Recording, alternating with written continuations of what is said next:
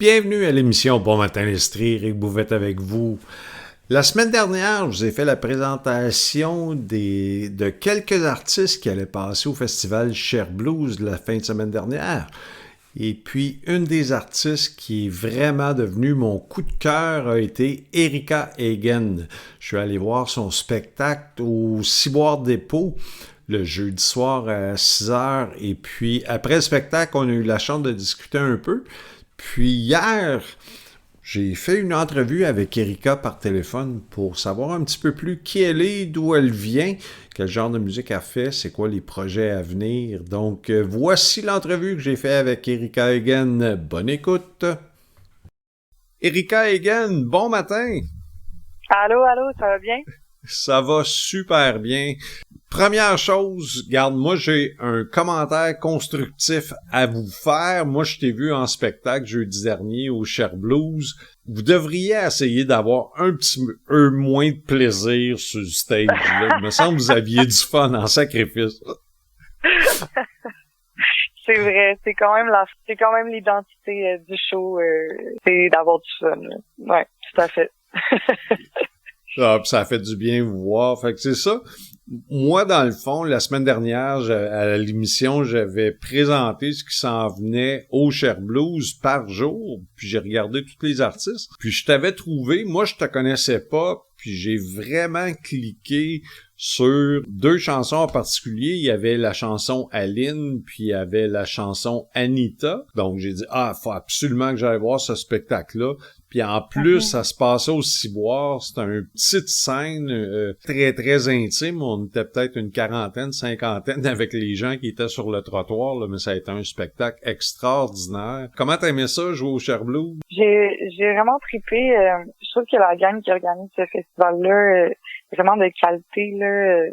C'est un festival qu'on sent qui a beaucoup d'âme, tu sais, dans l'approche de la programmation, dans toutes les sphères du festival. J'ai l'impression que c'est un détail vraiment anodin, mais on est arrivé puis de savoir que la ville laisse le stationnement gratuit pour tout le monde pour la durée du Cher Blues. J'étais comme, pour moi, ça c'est des attitudes qui veulent vraiment faciliter l'accès à la musique pour les gens. Puis c'est le Ciboire aussi, toute l'équipe du festival, mais même l'équipe du Ciboire était super accueillante. Fait que tu sais, il y avait comme vraiment un feeling là, d'être accueilli à bras ouverts, là, vraiment par toutes les instances qui nous accueillaient.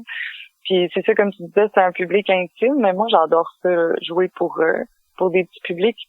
Puis surtout dans un contexte où que la scène est proche des gens, je trouve que ça permet un contact vraiment direct, puis un spectacle là, qui est très chaleureux. Puis moi, c'est ce que j'aime beaucoup quand je fais des shows, tu sais, c'est l'aspect relationnel de la patente. Là. Ouais, puis c'est tellement le fun parce que tu sais, moi, j'ai passé la fin de semaine au Cher Blues, puis il y en avait 3-4 très grosses scènes. Puis une des choses que j'aime moins d'un grosses scènes, c'est que le son est tellement fort. Je sais pas si c'est des sons qu'ils font spécialement pour les festivals, mais on n'entend rien. On a vraiment eu la chance de t'écouter, de profiter des instruments, des autres musiciens qui jouaient avec toi. Non, c'était extraordinaire, là, aussi voir. Ouais, en tout cas, moi, j'ai vraiment trippé sur mon expérience. Puis j'ai découvert aussi le festival par cette expérience-là. J'avais jamais entendu parler dessus. Puis moi, je viens de Québec, fait que des fois il y a des festivals comme ça qui existent, qui ont jamais juste, tu sais, ça a passé sous mon radar. Fait que même en tant que festivalière, là, je me suis dit, ça doit être vraiment trippant. Là, si j'avais pu, je serais restée profiter des jours après mon show, puis je serais allée voir plein de shows parce qu'il y avait vraiment une belle brochette d'artistes. T'as dit que tu venais de Québec. Moi, j'ai fait un peu de recherche la semaine dernière en essayant de te présenter, puis même pour préparer l'entrevue de ce matin. Puis, j'ai pas trouvé grand-chose. La seule chose que j'ai trouvée, c'est que tu sors de l'école du cirque, puis là, maintenant, tu fais de la musique. Tu viens de où, toi, exactement? Moi, j'ai grandi à Québec. Puis ça, avant de faire de la musique, une vie secrète, c'est que j'étais artiste de cirque professionnelle. Fait que ça a été ça comme ma première carrière. J'ai toujours fait de la musique. Tu sais, quand j'étais jeune, j'ai joué du violon classique pendant toute mon enfance, toute mon adolescence. Puis j'ai dévié vers le cirque à l'adolescence parce que c'était un espace très libre avec beaucoup d'intensité qui me convenait énormément à ce moment-là. Puis j'ai appris beaucoup de choses. C'est vraiment une belle communauté super solidaire, vraiment non hiérarchique, qui m'habite encore aujourd'hui de plein de manières. Puis au travers de ma carrière de circassienne, j'ai commencé à vouloir retourner vers la musique, mais en apprenant à jouer de la guitare, en commençant à composer des chansons, parce que la poésie puis tout ça, ça a toujours été vraiment important pour moi. Fait que j'avais comme envie d'avoir un médium de la parole. Tu sais. Puis tranquillement, là, dans des contextes artistiques multidisciplinaires comme ça, là, souvent il y a comme des disciplines artistiques qui sont plus importantes ou prédominantes pendant certaines périodes. Puis moi, il y a eu tranquillement un revirement des priorités. Puis là, maintenant, le cirque, c'est quelque chose que j'ai mis de côté complètement.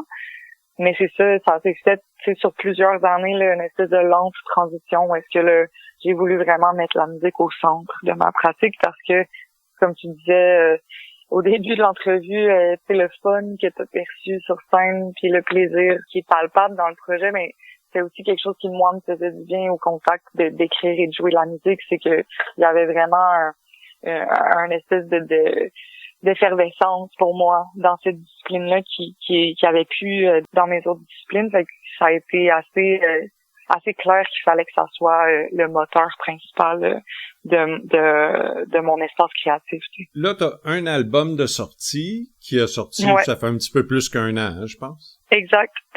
En 2025, l'album s'appelle Pouvoir magique. Moi, il y a 2 pièces sur lesquelles j'avais vraiment accroché quand je t'ai découvert la semaine dernière. Il y avait la pièce Anita que j'ai fait jouer en ondes, la pièce Aline.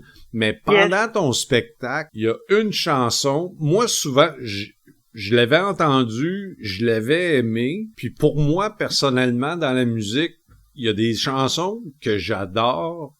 Puis ensuite, j'apprends l'histoire de la chanson. Puis ça monte d'une coche, 2 coches, 3 coches, parce que je sais c'est quoi l'histoire en arrière de la chanson. Puis une de ces chansons-là, pour moi, ça a été ta chanson Saint-François. Ouais. Conte-moi l'histoire encore, parce que je trouve ça extraordinaire. Puis ça fait maintenant que c'est la seule chanson que j'ai le goût d'écouter de toi. Là. C'est quoi l'histoire? Saint-François, c'est ça, c'est une pièce que j'ai composée dans une période où est-ce que, c'est ça, j'étais vraiment beaucoup dans un appartement sur la rue Saint-François. C'était pas mon appart, mais je passais beaucoup de temps là. C'est un appart sur la rue Saint-François-Ouest, dans le quartier Saint-Sauveur à Québec. Puis ce quartier-là, c'est un quartier historique de la base ville de Québec, fait qu'il y a vraiment beaucoup de vieux apparts qui ont de l'histoire, mettons là. Il y a du vécu dans ces apparts-là. Puis cet appartement-là, il y avait un fantôme qui était coloc là, il s'appelait Danny. C'est au contact de ce fantôme-là, Danny, qui était bien fin, il était pas du tout malveillant. C'est là que j'ai voulu ça m'a inspiré la chanson Saint-François qui est une chanson un peu prog là finalement dans la forme, mais qui pour les gens qui l'ont pas entendu commence avec un espèce de leitmotiv où est-ce que je dis je parle aux morts sur Saint-François. Donc c'est ça le lien avec le fantôme. Mais je suis contente de savoir que t'as pogné une piqûre pour la tune, parce qu'effectivement je trouve que des fois quand on entend un album puis après on le voit en show, des fois ça nous donne une deuxième lecture de certaines pièces, puis on peut comprendre un sous-texte qu'on n'avait pas accès juste à l'écoute auditive. Donc c'est pour ça que je trouve ça tellement nice de continuer à aller voir des shows, tu sais, puis découvrir la musique en live, là. Puis en parlant d'autres shows, toi, dans le courant de l'été, s'il y a des gens, après t'avoir écouté ici en ondes, veulent faire un peu de route puis aller te voir, y a-tu d'autres spectacles qui s'en viennent?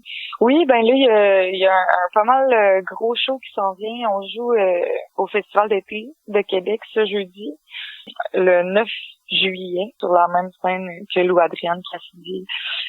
Donc, c'est la scène Loto-Québec. Puis sinon, il y a des spectacles qui s'en viennent plus à la fin de l'été. Là, ils sont pas encore annoncés, donc je peux pas vraiment divulguer l'info tout à fait.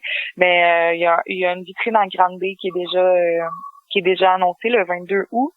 Puis sinon, si les gens veulent me suivre sur mes réseaux, j'annonce tous mes spectacles sur mon Instagram ou mon Facebook. Donc, il y a moyen de trouver les dates là pour les gens que ça intéresse. Puis tes pages sur les réseaux sociaux, c'est vraiment, on cherche Erika Hagen? Oui, exact. Sur Instagram, il y a 3 N à la fin du Hagen. Puis sur Facebook, c'est le nom intégral. Donc, assez facile à trouver. Dans ton spectacle, tu dis clairement que tu es une artiste indépendante, donc tu n'as pas de contrat de disque encore. C'est-tu quelque chose qui se travaille? T'as-tu été approché par des gens? On a comme, tu sais, comment dire, il y a des beaux liens là, qui se tissent dans l'industrie présentement. Il n'y a pas d'approche officielle. Puis moi, j'avoue que c'est quand même, je trouve que c'est des réflexions qui doivent se mûrir énormément là.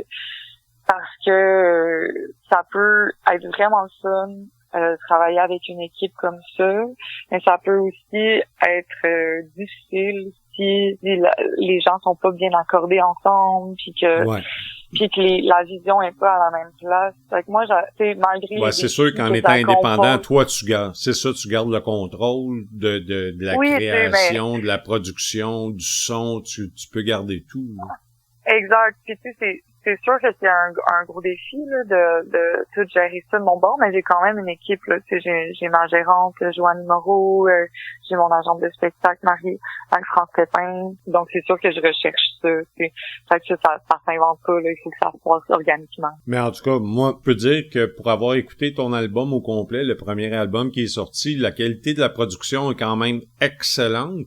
Donc pour pour t'en être occupé personnellement, puis d'avoir géré tout, le résultat est super bon. C'est vraiment fin, mais en fait, faut vraiment que je fasse un shout-out à mon réalisateur, là, Danny Placard, avec qui j'ai travaillé pour l'album, puis Benoît Bouchard, Benoît Fecteau, qui ont fait le mix puis le mastering, Charles Guy aussi qui a joué du drum sur l'album. Puis ça, c'est aussi une équipe en or.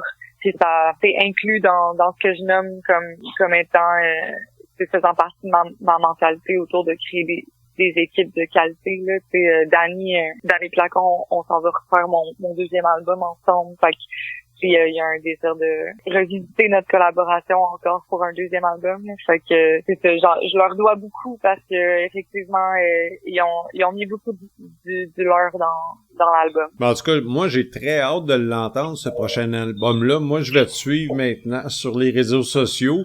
Puis je veux que tu saches que si jamais tu repasses dans le coin de Sherbrooke, dès que tu vas avoir des nouvelles, gêne-toi pas, t'as mon contact, tu peux m'appeler, tu peux m'écrire, puis ça va me faire un grand plaisir de te faire de la promotion.